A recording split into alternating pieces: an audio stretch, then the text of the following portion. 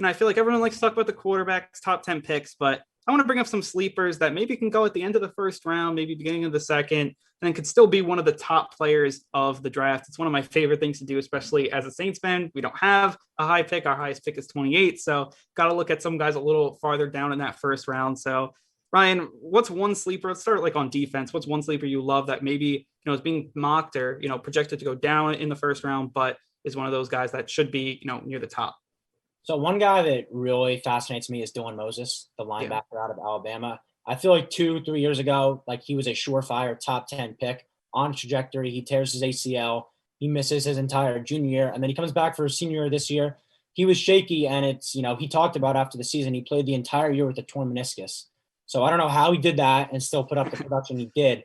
But if he's fully healthy, like he is a legit talent.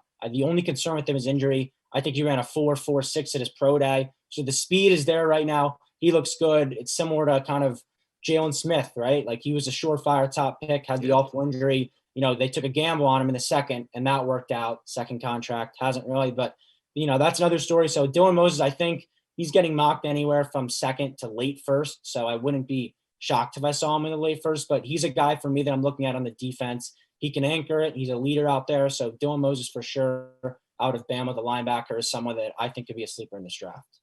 Yeah, I mean, like for me, I'm also going to go down like the guy that was top talent who's injured, and that's Caleb Farley, the cornerback, out of Virginia Tech. And he's a guy that's a really good prospect. He just has back issues. And I feel like when teams hear back issues, especially from skill positions, they just say nope, and they're not going to pick him. And, when you do have, this cornerback draft is pretty solid. You have JC Horn and, you have Patrick Surtain, and like those guys are definitely like your top two.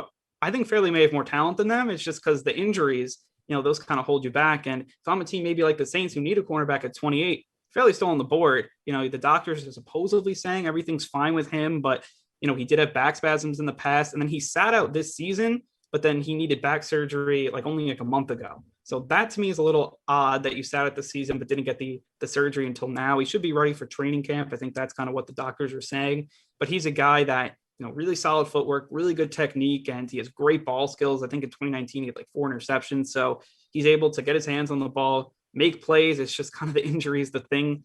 And, that's something that will be interesting. I think that if he's healthy, I think he's going to be, to me, the top corner in this draft. And, if he stays healthy this year, you may see him in the conversation for Defensive Player of the Year. I mean, I think it depends on fit, obviously, but if he goes to the right team, like a Saints, you put him opposite Marshawn Lattimore, I think that is, that's going to be something to watch. And, I think a team like the Saints, they'll need it because they go up against great receivers week in, week out in that division, the NFC South. So that's kind of what I'm thinking here with Farley. And then, the second guy I have going over to the offense is Cadarius Toney out of Florida. This wide receiver, he just gets open. Reminds me a lot of Justin Jefferson, in college, just got open at LSU.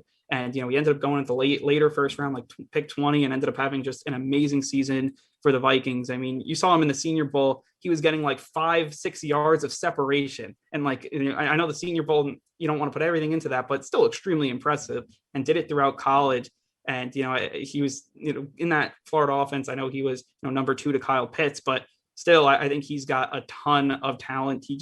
Those type of guys, if you can get open in this level, and I think he'll be able to, I think he'll be really good. Had 10 touchdowns last season. I could see him maybe, I think after Jamar Chase. I think Jamar Chase is number 1 hands down. I think he may be better than those Alabama guys. I think he may have a better career. I think he can play slot, the outside. I think that will help him year one. Kadarius Toney, I'm getting on the hype train. I'm getting on the Kadarius Toney hype train. He's just like an offensive weapon. Like I wouldn't even. Yeah, he's a great player. He's just so good in separation.